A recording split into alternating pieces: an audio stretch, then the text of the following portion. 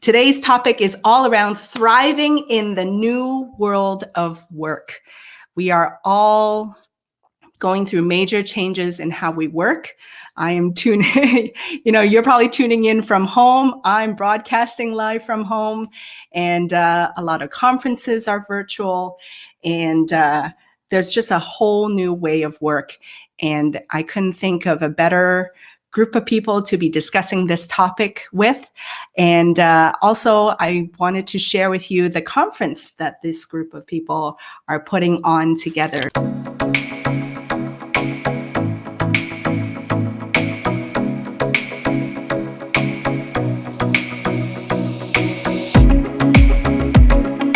So please join me in welcoming Maisa Roberts. She is the Senior Conference Director at Corinium Global Intelligence. She is my first guest. Welcome, Maisa. Thank you. Thank you so much, Penny. It's a pleasure to be here. Yes. And then I am going to be also joined by Will Leahy. Oh, I should ask you how to pronounce your last name. Leahy, it's pretty close. You're pretty close. Mistake number one of a host, forgetting to ask how to pronounce. Welcome, Will. And then we also have, Will is the Director of Learning and Talent at GoDaddy. And then we also have Madison Artist. She is the Senior Manager of Learning Programs at GoDaddy as well. Madison, thank you for joining us. And Will, Thank you for joining us. Pleasure to be here. Thank you so much.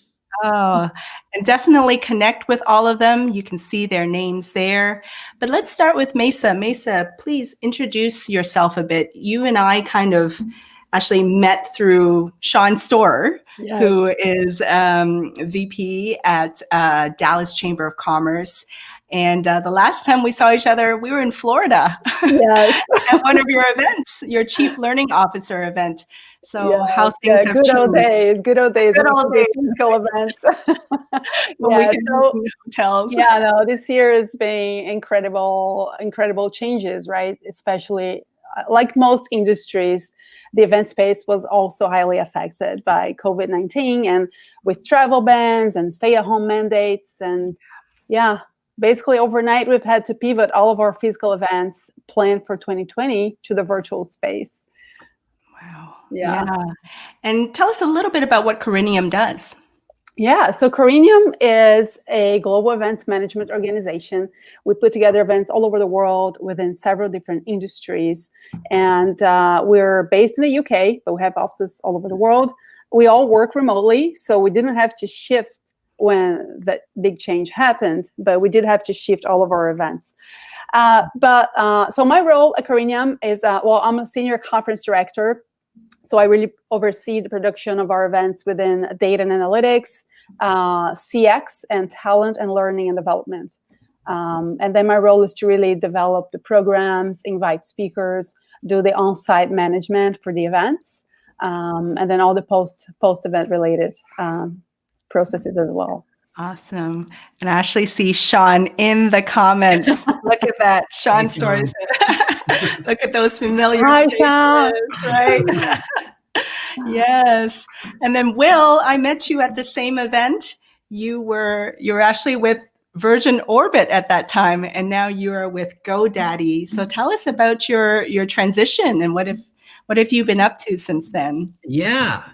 So I've been at GoDaddy about 6 months now. And so I call it sort of a Corona job. So I'm one of the folks that have never been into the physical office, started fully virtually, and was actually onboarded by Madison, who runs all new hire experience and onboarding at GoDaddy. So that's kind of our first connection was through that. And she brought everybody. She was having these big, like 300-person in-person onboarding events. And again, kind of like you said, Maisa, had to bring it all virtual. I was the first person in that first group to go through it. So it's been a really interesting transition from working in a rocket factory to working for GoDaddy and doing it all and onboarding and kind of getting my feet wet virtually. So it's been great. I love it there. I love Virgin Orbit. So shout out to them as well. But it's been a really cool past 6 months. That's awesome.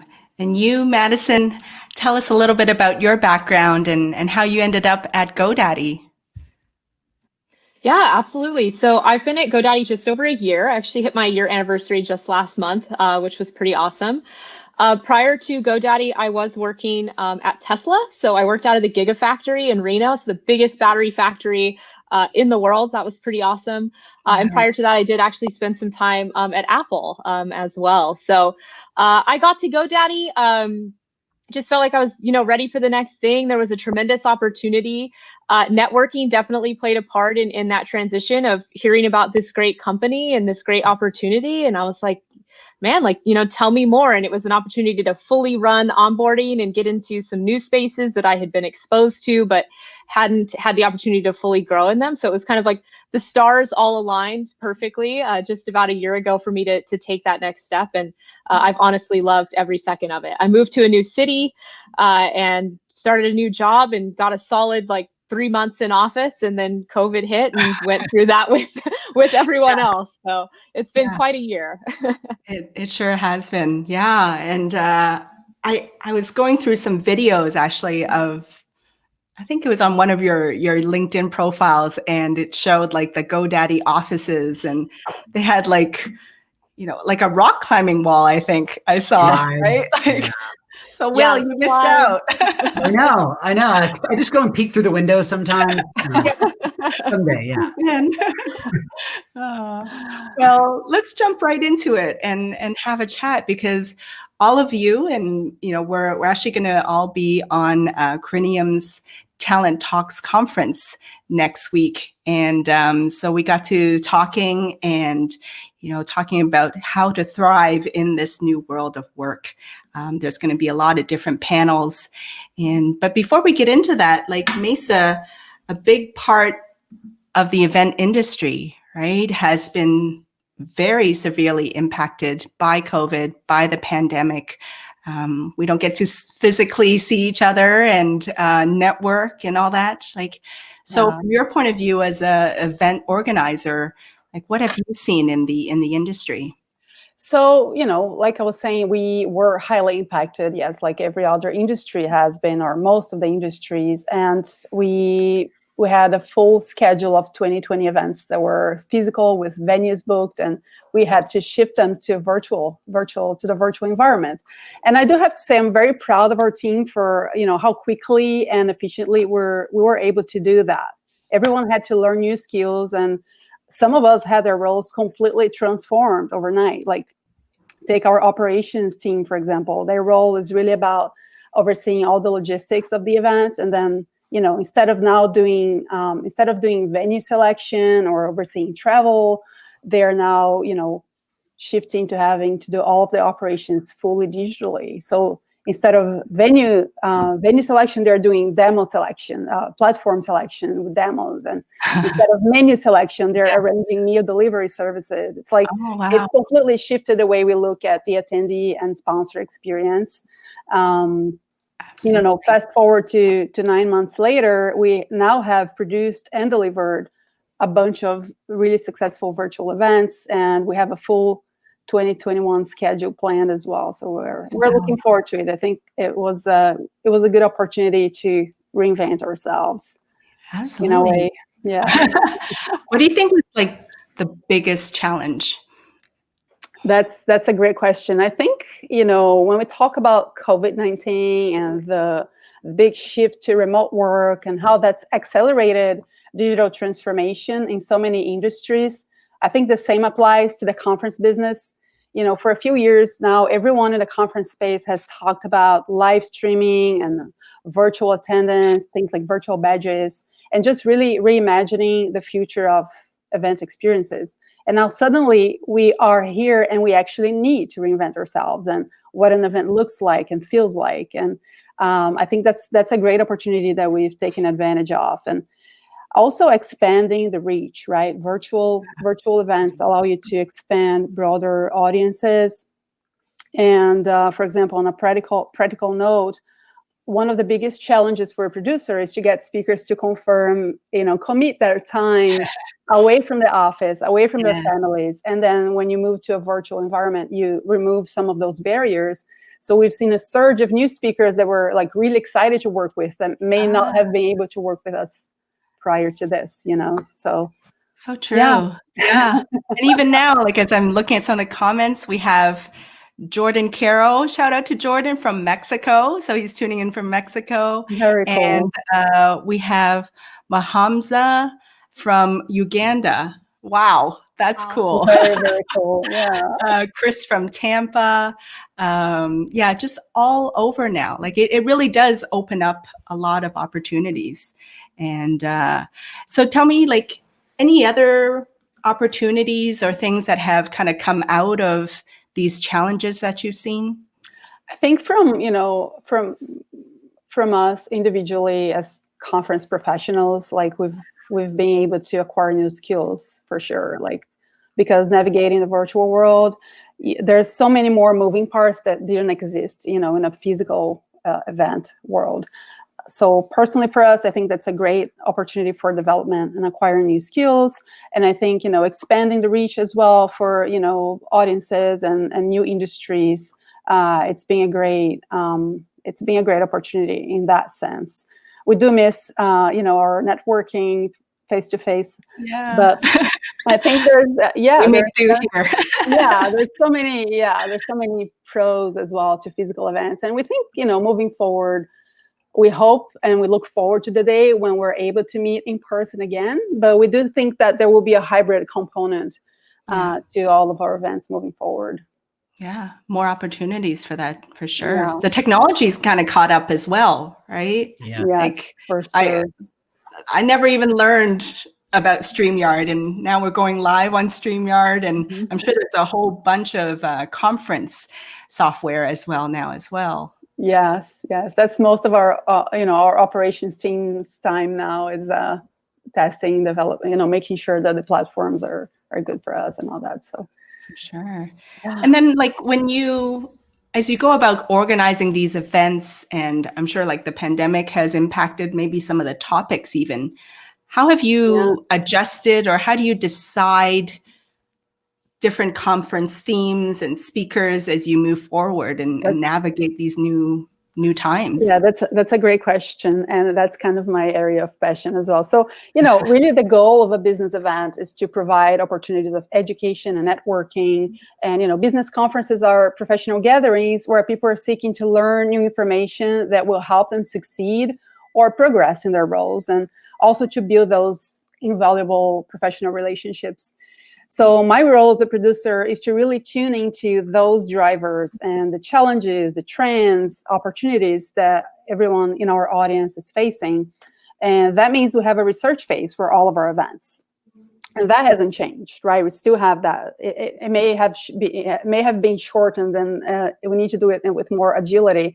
But we still have the research phase, and that's where really we pride ourselves of the wonderful network of leaders that we have all around the world, whom we leverage to give us insights into, their drivers of success, industry trends, their critical business challenges, so that we can really develop the program accordingly, right? So based on that qualitative data, all of those like golden nuggets that we wouldn't possibly get any other way, consulting with those leaders is how we get that data, and that will really, from there we develop the program. I develop the most engaging program that I can, and then I invite speakers that are experts, and then I work with them to refine and just make sure that the program is really valuable for the audience. And for sure, there were several sessions and topics that came out as outcomes of the crisis that we included in our program. Same for Talent Talks, where we're addressing a lot of those topics as well that are top of mind right now. Yes, yeah. I mean, and I think that's one of the reasons that I really enjoyed like working with you, is that you made it very collaborative with all the speakers, and you kind of had various topics that you kind of started with, and then from there you gathered input from different speakers. And I'm sure Will and Madison can attest, like there's been a lot of like behind the scenes discussions and work going on to keep on tweaking the topics and themes. So I think that's a great thing that you're doing, to get that input from the industry leaders. Thank you. Yeah, I'm really passionate about this, and I think that our insight from from leaders like you guys is invaluable. And that's like my greatest reward as a producer, is when people walk away from the event feeling energized and inspired, and potentially, acquiring life-changing nuggets of information, being really ambitious here, but sometimes that happens. And then that's what separates great events from the not so great ones, Absolutely. And speaking of events, let's talk about it. Yeah. Let's talk about Talent Talks Live, because I'm really excited about it. I'm going to pull up the website here. For those of you that are just joining us, we are here with Maisa Roberts with Corinium, who has organized the Talent Talks Live conference. And I am going to pull this up as we speak here. But why don't you kick it off and share with them, like, how did you come up with this idea of Talent Talks Live conference, and who should be attending? Yeah, that's wonderful. Thank you, Fanny. So, for Talent Talks Live, I've relied on an amazing group of leaders that represent some of the most recognizable brands in the world, to advise us on the content strategy. And I made the program really interactive, with lots of discussion-based sessions with, practical takeaways that, are really going to address how talent leaders are thriving, navigating and thriving in the new world of work. So we have tracks for talent acquisition, talent development, and talent management. And we talk about, organizational redesign in face of new business problems or challenges. We talk about culture. We talk about performance. So there's some really critical topics that we're addressing, and in a really engaging and collaborative way. Yeah, and look at this lineup of speakers that you've put together. Yeah, I'm really honored and excited to be working with this guy. These are major brands: Hilton, PepsiCo, CVS, Micron, Dropbox. Yeah, please tell us how you gathered this pool of talent. Those are all experts in their fields. So we've all had conversations. I've all had, one-on-one conversations with these guys to fine-tune, define, the best session for their area. And they're all joining us and like sharing insights. We have round tables and panel discussions that will be lots of opportunity for the audience to ask questions and participate as well. So that's how I feel that Talent Talks is a little different from other events. There's more opportunity for face-to-face interaction, virtual interaction. There's a lot of round tables, I've noticed. So like it really encourages a lot of discussion and collaboration and like exchanging of ideas too. Yes, for sure. Which is, I think, the most valuable part of an event, right? Is when you get to talk to your peers and learn from each other, and potentially walk away with some. So for those of you out there, I have it scrolling by in the feed here. talent-talks-live.coriniumintelligence.com. Make sure you go to that link to check it out. And let me just check here and see what people are saying in the comments. We have Ekta. Hello, Maisa. I would love to hear your views on how effective do you think is virtual networking, given that it did not exist as a formal concept a few months back. Yeah, that's a great question. Yeah, I think that's something we're learning to do as well. From an event planning perspective, there are different platforms and different ways to do it. But I think when I guess so far the most successful way that we've done it it's content focused. When you have a really when you have a topic of conversation, when you have something that you can really guide, because you don't have that serendipity anymore, right? Of just kind of bumping into each other in a coffee break. So we have to come up with new ideas. So the roundtables, for example, are a great way to have like a focused kind of networking. That's what we found so far. Yeah. Awesome. And there are some different techniques or tools that we can use, like speed dating, on site that we do. That's really cool. Attendees tend to enjoy that. There are new tools and technologies that we keep on exploring. Awesome. Yeah. And speaking of talent and speakers, I mean, we have two right here. Yes. Will and Madison from GoDaddy. Welcome. We even have Mike Rochelle, I'm a GoDaddy customer for my personal page. All right. Glad You to have hear, Mike. customers out there as well tuning in. Yeah, everybody knows GoDaddy. GoDaddy has like, especially like from the Super Bowl ads, right? Mhm. Like that was brilliant marketing and advertising, whoever was responsible for it. I think that was where I first heard of the GoDaddy brand, was from the Super Bowl ad. But even for both of you, right? Like there's been a lot of challenges for GoDaddy. And we talked a bit about how everyone's virtual now. But Madison, like what have you seen as the challenges that GoDaddy has faced during COVID?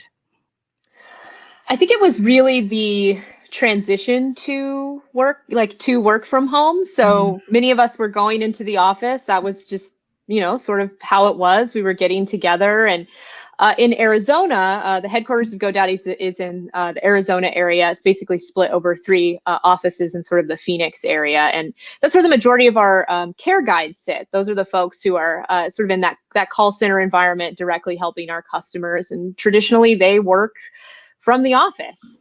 And then COVID hit, and GoDaddy's approach to this was just so incredible. We've got to get everyone home. We've got to take care of our employees. And so the decision was made on, I think it was like a Thursday afternoon, of we're going to bring everybody home. This was like the middle of March. And by the following Friday, literally everybody was at home. So you're talking, 6,000 plus employees were transitioned to work from home in just over a week. They figured out the IT piece. They had like drive-through ITs in Arizona, where it was like, here's your computer, here's everything you need. Oh, like wow.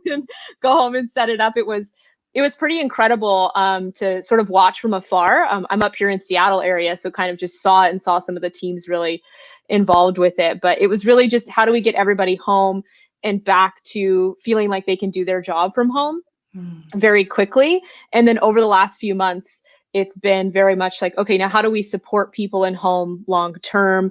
How do we, equip leadership to support people from home, and all of those things? So that was definitely the biggie, as we were a primarily, work in office company that just completely 180'd in the course of like a week and a half. Wow. And then you had different headquarters too, right? Or like offices, right? You're in Seattle, Will's in Arizona, right? So yeah. Yeah, technically the Seattle office closed first because it was early March, and this is where COVID kind of started here in Kirkland area. And so our office closed first, and then it was sort of domino from there that they made the decision of like, we're just going to send everybody home. It's the best thing to do for employees to keep us safe. So I thought that was tremendous. Gosh. And even with, as you saw in the comments, right? Everyday people use GoDaddy for their personal websites, for small and medium-sized businesses as well. I'm sure a lot of your customers were hit by COVID as well. What were some of the challenges that you saw there? Yeah, absolutely. Well, we went through a nationwide lockdown. So you've got these small businesses that depend on walk-in, like foot traffic in many ways, to come in and participate in that way. A lot of retail businesses were suddenly just cut off from that source of income. And I think that I am not a small business owner, but I can empathize with what that must have felt like. Just that sort of like, what do we do from here to like support ourselves and continue, growing our business even in COVID, or even just staying afloat. And GoDaddy actually very quickly put together a coalition called Open We Stand. And it was essentially a bunch of different brands all together committing to what can we do to help small business stay afloat. And I mean, this includes like LinkedIn is part of this, Uber, PayPal, donating resources to small businesses to help them out during COVID-19. Like one great example is LinkedIn actually opened up LinkedIn Learning totally for free if you're a small business owner.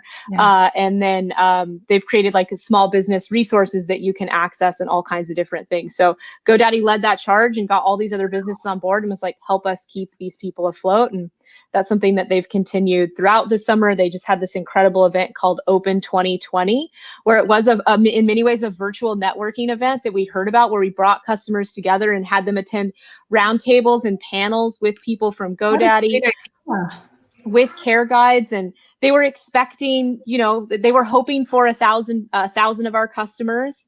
And when it was all said and done, it was almost 4,000 of our customers wound up attending and benefiting from it. It was a free event. So yeah, hugely, hugely popular. So GoDaddy's big on this. They have this saying called human first.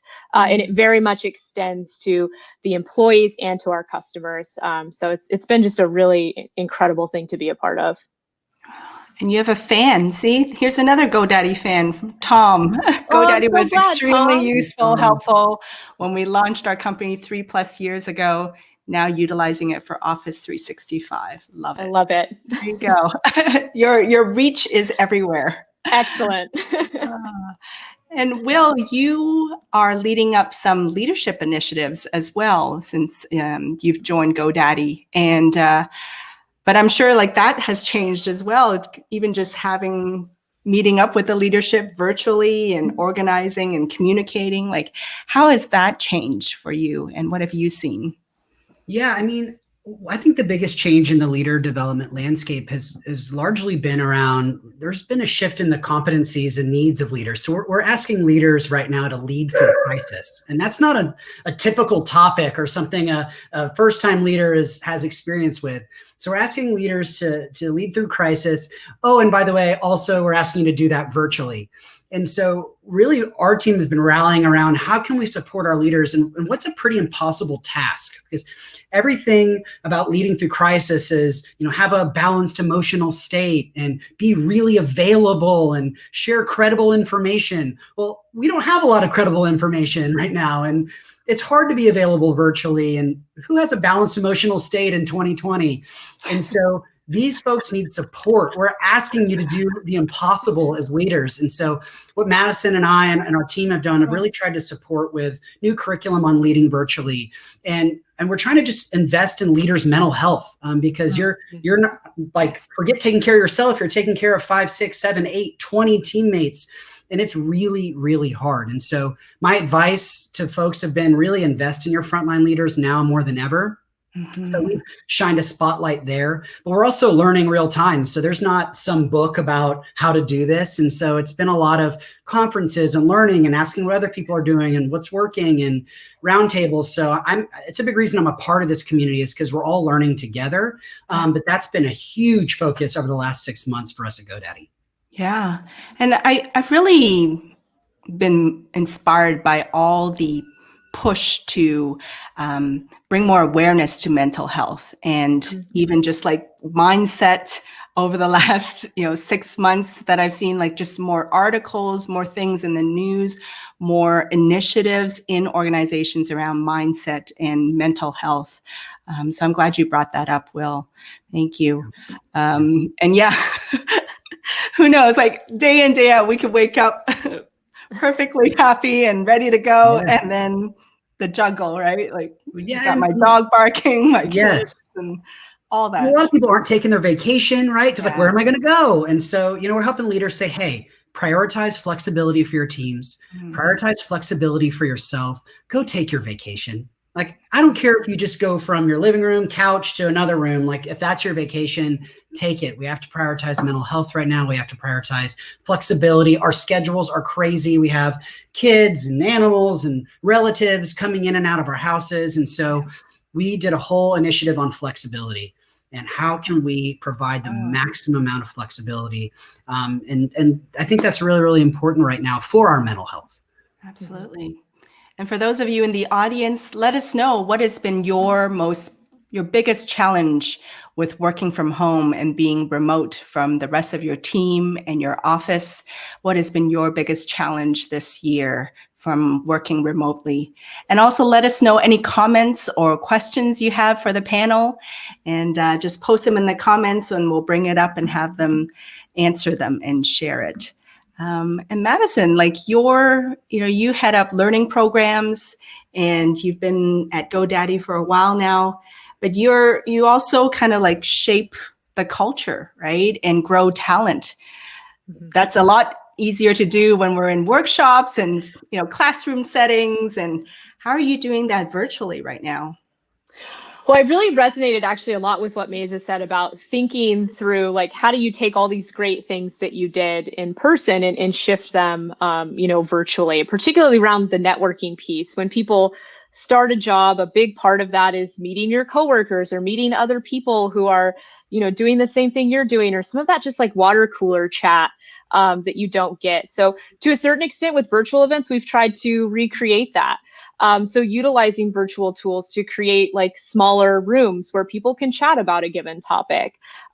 We do, I loved your speed dating reference there, Maisa, because that's something that we've done where we group people together in an onboarding class based on the office that they'll work out of. So it's like, hey, none of you have met each other, but in the future at some point you'll be together. So like meet each other, exchange contact, talk to each other on Slack. So really just trying to virtually create these moments and safe spaces for people to feel like they can still connect with one another.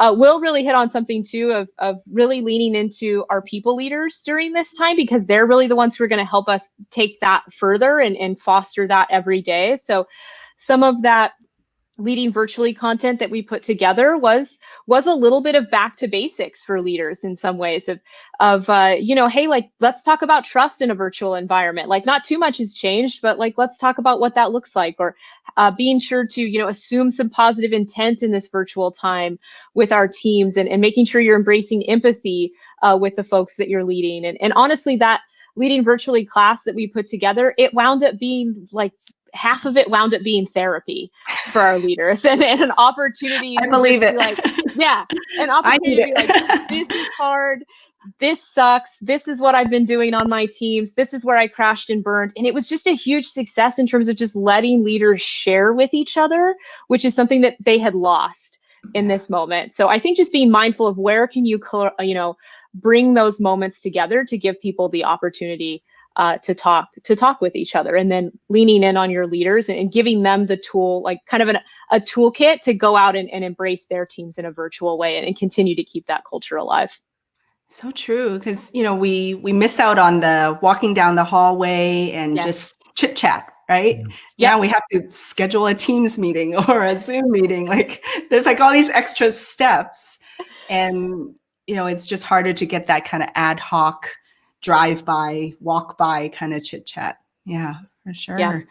And then here, just looking at some of the challenges people are having, Colin was saying here, the biggest challenge is dealing with young children who need things while trying to work. Yes, for sure. Chris was just impressed by how cool GoDaddy is about caring about people in that way.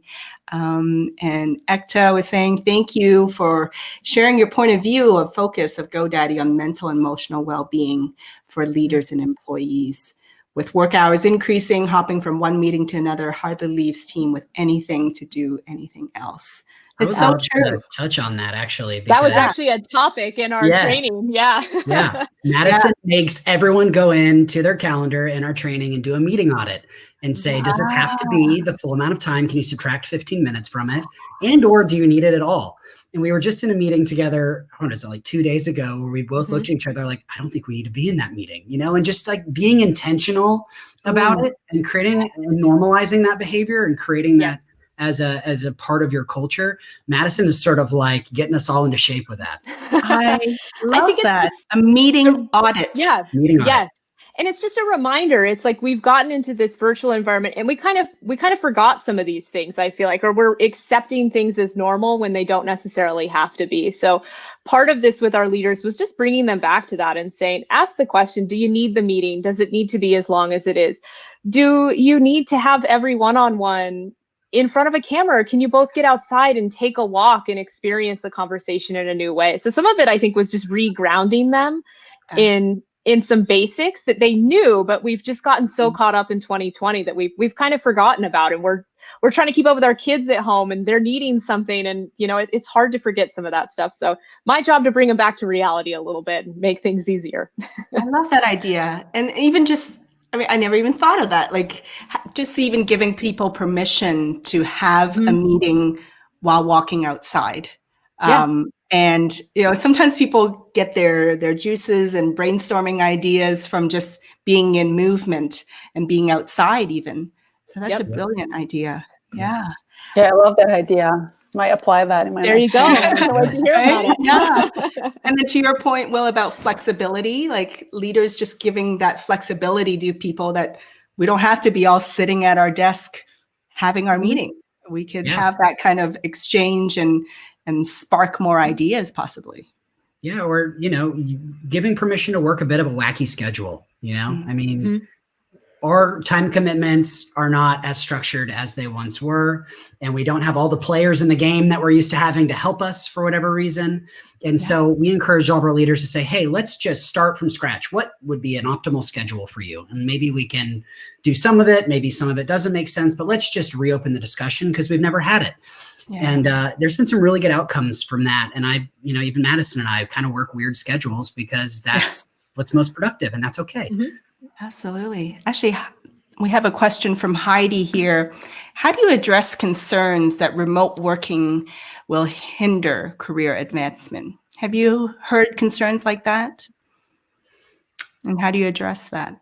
I heard it more before we were all brought from home. So I've kind of called this, in some ways, the great equalizer. I know for you, Madison, you were kind of on a more of a satellite office. And so there was most of the time 6 or 7 people in the room and you were the person on the screen, right? Now everybody's the person on the screen for the most part. It really depends what industry you're in or what you're doing. So certainly there's some outliers.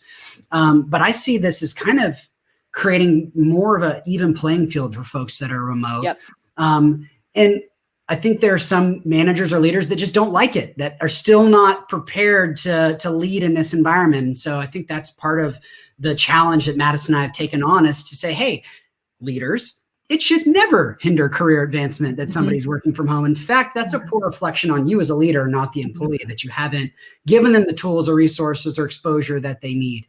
And so I hope that that's not the case. I hope that we're getting better about that. And so that's at least been my experience. Yeah. Speaking of outdoors, we have Erisa saying, as an EA, I would send my CEO and the executive leaders to the golf course to get outside and be able to think.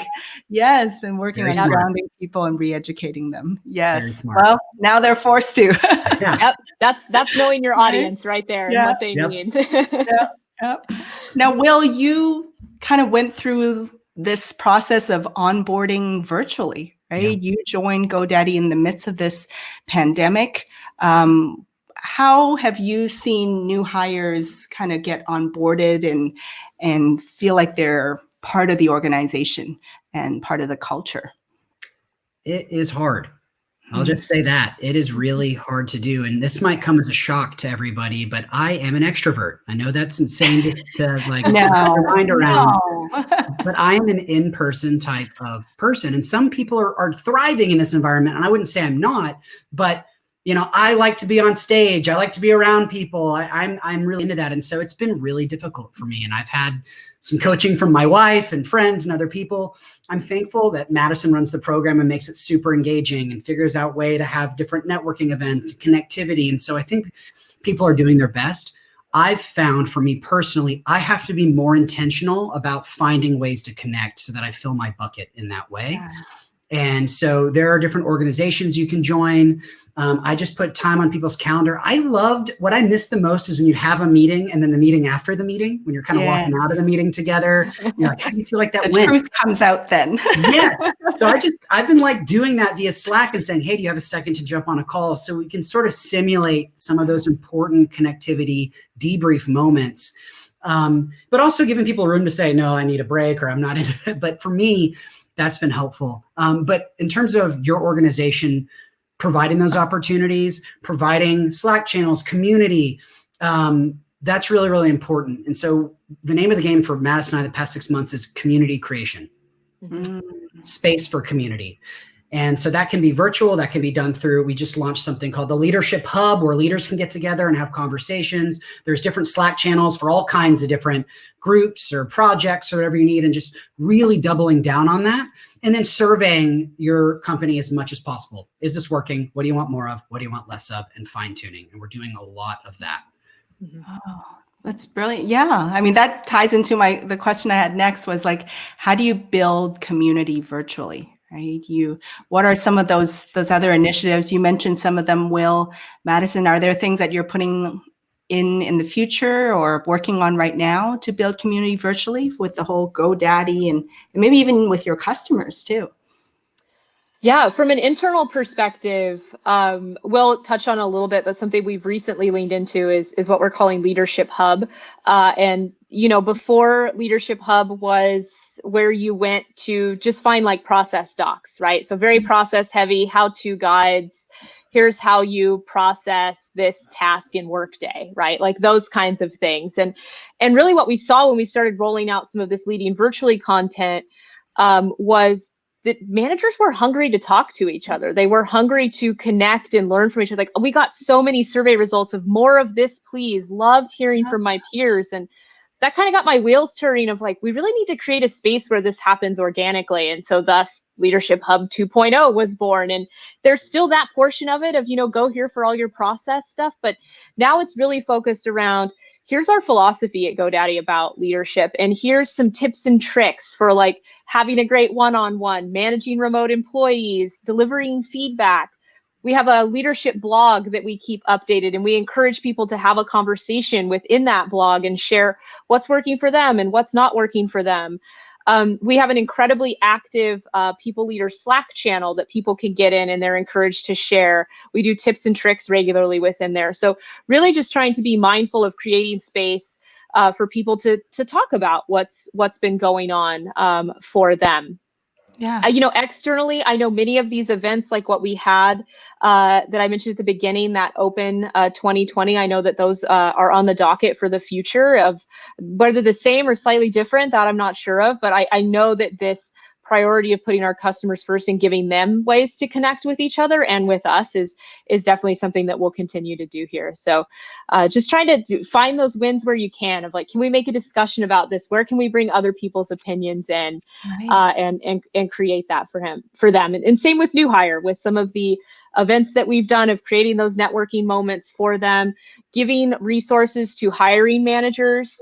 We actually give them like a pre-made onboarding plan that's like literally like plug it, like put your new hires here and put the 5 stakeholders they need to move this week and put that on their calendar. So we kind of build this out for them the first 2 weeks to help them think about, how do you onboard someone virtually and what does that look like, and here's questions to ask your new hire to make sure they're okay. Wow. So really trying to like throw resources at them so they can get it right. Lots of swag and lots of food. DoorDash gift cards and hats and stuff to sort of simulate that community. And some of it's just, wearing the shirt and things like that. So even the little things tend to help. I love that. People we have a little, stickers. sorry. We have a Carinian bear, which is really cute. And then we, all of us have that. And sometimes we give it to clients too. It's, those initiatives are really, really cool. Yeah. I mean, hearing you guys talk, like all these, it's almost like a whole new realm for learning and development, because there's always been the traditional buckets of learning and development, the soft skills and, process, leadership, all those kind of skills. But now there's almost like a whole new set of skills around mental health, around remote working, around remote engagement, remote connections. Yep. It's almost like this whole new side of learning, this whole new category of learning has opened up. Have you seen that, Will? Yes, I have. And the new tools that are coming out every day it's hard to stay on top of, honestly. But like I gotta give credit to Madison. She's an absolute expert in this, trying random new tools. There's like trivia and prizes and all kinds of stuff just to keep up the engagement. But you're right, like all the curriculum that we had planned is kind of gone out the window. And that happens oftentimes in learning, but I think this is pretty serious in terms of switching our roadmap. We're leaning into EQ heavily, which has always been a popular topic, but people need some skills and increase in their ability to empathize virtually, because now I'm trying to pick up on your emotions and moods and feelings through a camera. That's just a new skill. It just is. And I don't have all the answers. I can't find a book on Amazon how to do it. And so even figuring out how to train on it is a new challenge. But that's kind of what makes the job amazing and interesting and fun in its own sort of weird, torturous way. I mean, we're learning, and we're learning professionals. So it's kind of a beautiful thing. And the market's kind of like you said, new tools, new software, new applications. The market kind of is rising to meet the new demands, right? Yep.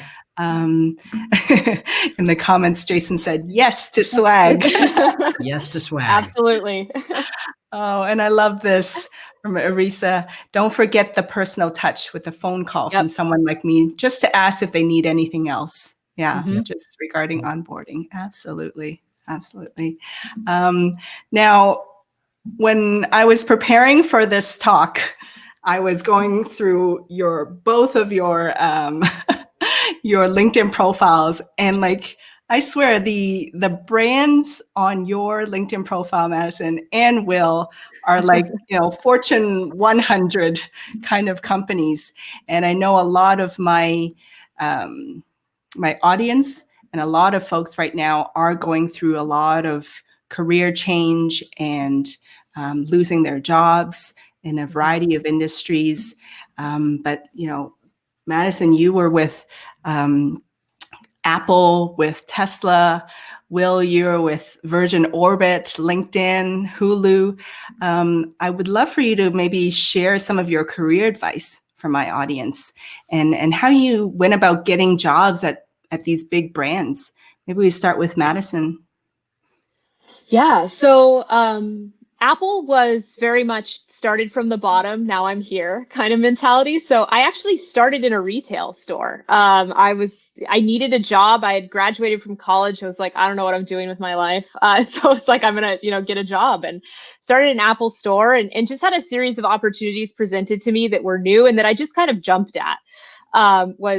There's that great, I'm pretty sure it's Richard Branson who says, like, if you're offered, a seat on a rocket ship, you don't ask which seat, you just get on. And so that's always kind of been my mentality of like, this is an opportunity. I don't know where this is going to go. Screw it. Like, let's do it. Right. So like, just kind of taking these opportunities and going for it at first. With Tesla, I actually applied blind. So I saw this job on LinkedIn, and it was to be just a facilitator at Tesla to do their new hire orientation. And I was like, oh my goodness, I want to do this job. So I saw it on LinkedIn. I applied formally, and I happened to see who the recruiter was on LinkedIn, because it actually said that. And so I just kind of went for it. I reached out to this person. I said, hey, I saw this job. I applied for it. I'm really passionate about this opportunity. I'm passionate about what you're doing at Tesla. I would love the opportunity to learn more about what this is. Wow. And the recruiter came back to me within about 3 hours, and he was like, this is the most professional LinkedIn response I have gotten.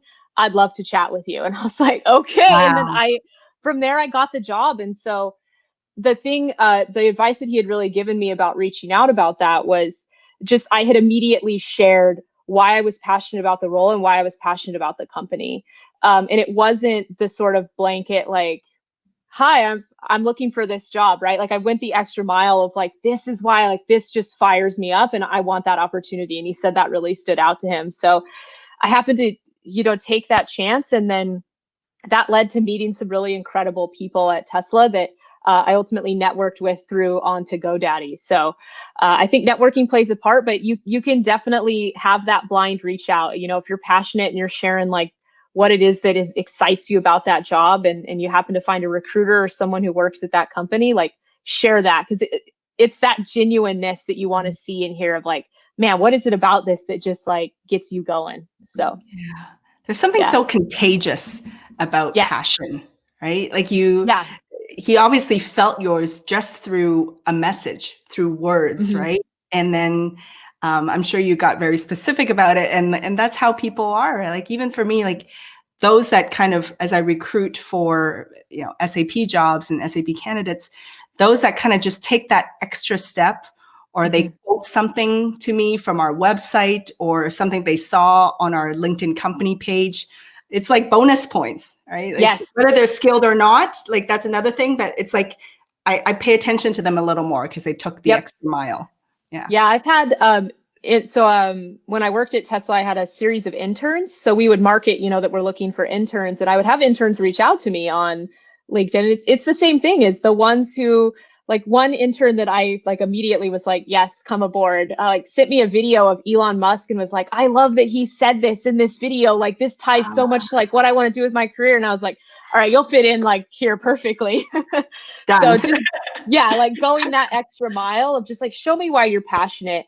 We can teach a certain amount of skills. We can, but that passion is like, I can't give you that. You got to come with that yourself. So.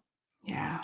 What about you, Will? Your career has been quite the big brands as well, from LinkedIn to Hulu to Virgin Orbit to GoDaddy. What do you think has been kind of like your secret sauce and your tips and tricks? A lot of networking and a little bit of luck. So like this is true. The LinkedIn job. My aunt was on a plane sitting next to somebody that worked at LinkedIn, and somehow I came up. They exchanged emails, and then the next thing you know, he refers me to a job. It's between me and another candidate. He kind of pushed me over just a random connection on a plane, right? And like that changed my entire mentality, and that was a life-changing, career-changing job for me. And it was such a weird serendipitous moment. And like when I got to the interview, of course I had to show up and get the job, but that little extra to get me there was huge. And then for Virgin Orbit, I commented on a LinkedIn post. Somebody else by the name of Jesse Harris, who some of you know quite well, responded to it. We ended up having like a dialogue on LinkedIn. He goes, hey, have you ever been to a rocket factory? Like, no. He goes, come on down. Next thing you know, I'm working there because of a conversation we had on LinkedIn. The job at GoDaddy, I was in the same master's program as the person that was the hiring manager. And so I just dialed them up. I had their number in my phone because we did a group project together. And I was like, hey, what about this? So, for me, it's been a little bit of luck, and it's been networking. And if you don't know somebody that works there, doing exactly what Madison said, and like knowing somebody, finding somebody and finding inroad, because right now, particularly, every one job is getting 1,000 applications. So your application needs a spotlight, like a human spotlight, either someone you know, or you spotlight yourself with a brilliantly crafted message or something. And I think that's really what differentiates right now, particularly in this market, someone that's successful in finding a role and sometimes not. And it is extra work and it is extra networking, which is what we're doing right now. It's what this is all about. Yeah. Yeah. I'm going to use that story now, because I always talk about the power of comments. Yeah. And comments can land you clients, can land you collaborations, and now it can land you heading to a rocket site. So yeah, it was wild. I actually texted him a screenshot of our very first message to each other years later, because it was really it was a life-changing, you typed a few letters, hit enter, and it changed my life. That plane ride changed my life. And so you never know what these connections will do. And just because we're in a virtual world is an excuse to not continue doing that type of stuff. So kudos to everyone that's here, everyone that's participating in this stuff. It matters. It does. It does. I mean, I only met all of you initially through Sean Storer, because I was giving a talk at an HR talk, and then through Maisa, and then Will, and now Madison. And like, I love the community aspect and the collaboration that's possible with LinkedIn. Yeah. So yeah, great advice. Thank you. Thank you. Thank you. Thank you. But let's get them, Maisa, let's get them to, again, I'm just going to pull up the website one more time for for Talent Talks here. And please tell them how they can register, who should register, and a bit more about those details. Yeah, so we'd love to see you there. We have a lineup of over 35 speakers representing some pretty strong, amazing brands. Some of whom are here today. And then, just the virtual we'd love to see you there. Sorry. If you're a leader, so cool. Yeah. Yes, it is. It is cool. And we have content for talent leaders of all functions. So talent acquisition, talent management, talent development. If you're an HR leader as well, would love to see you there. And there's plenty of opportunities for interaction. We have several roundtables and panel discussions. In fact, that's how we structured our agenda. We have very little presentations, and then a lot right more there. of those And then interactive. that's in a way like to answer some of those questions we've been gathering, like just that's the collaboration side of it. These are the opportunities for these chance encounters, exchanging of ideas, connections, and so forth. Absolutely. There you Potentially go. life-changing moments. Get you a seat on a rocket. Yes. You just never know. Thank you. This is awesome. So for all of you out there, definitely go to Talent Talks Live by Corinium Intelligence and check that out. And gosh, time flies when you're having fun and learning so much. Yes, it does. Thank you. Thank you all. There's been so many great insights, so many great perspectives. And I think what stuck out to me across this whole conversation is just this sense of we're not alone. We're all kind of going through it together, and this need for, I think we all have this need for connection and collaboration, and the exchange of ideas. I don't think that will ever go away. Nothing can stop us, even if we have to stop, get on virtual or get on the phone. So yeah, thank you. Thank you all so much. And I always like to kind of wrap up with getting your thoughts. I believe very strongly in practicing gratitude and learning from our life lessons. So if I can go around real quick and just ask you, like Maisa, like what are you grateful for right now? Oh, I'm grateful for my health, for my family. And I think one thing I'm grateful for this year that's been so weird in a way is that we were able to focus on the most essential things in life.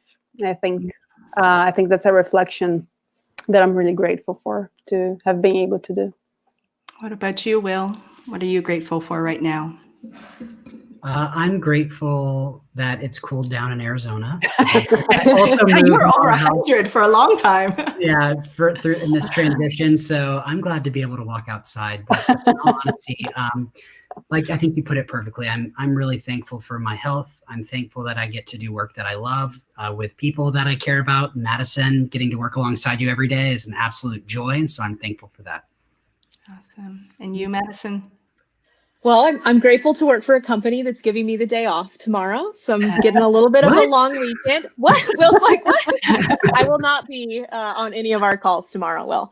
But in all seriousness, thankful to work for a place that allows that flexibility. And it hit on here a little bit of just mental health, of a place that allows you to lean into that and say, hey, I need a little bit of time. I need a day to do some things with my family and hang out with my dog. And that's going to make me, that much better. So I'm thankful for the space in which to prioritize myself during this time a little bit. Cause I think that's so important is to remember that you got to take care of this person too. So. Self-care. Yeah, absolutely. Very important.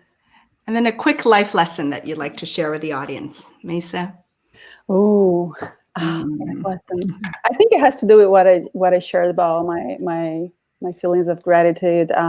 Recently, I think I've contemplated a lot more around what's really essential in life, and to just really focus on those things, and that humanity that we all share and that sense of connection.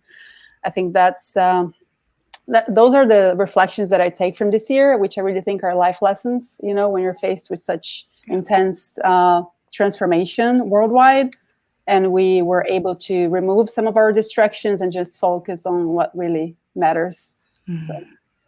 We're stronger than we think. Yeah, exactly. What about you, Will? I would say create some space for mental health. Prioritize. I mean, we so vigorously prioritize our calendars and, set up exactly what we're going to do every week. And we're so focused. And oftentimes we forget to put in those little pieces that bring us joy.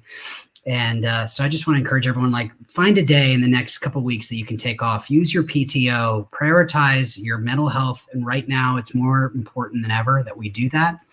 And like Madison said, it will make you that much better when you return. So go find a space to do that. Yes. Great one. Madison, what about you?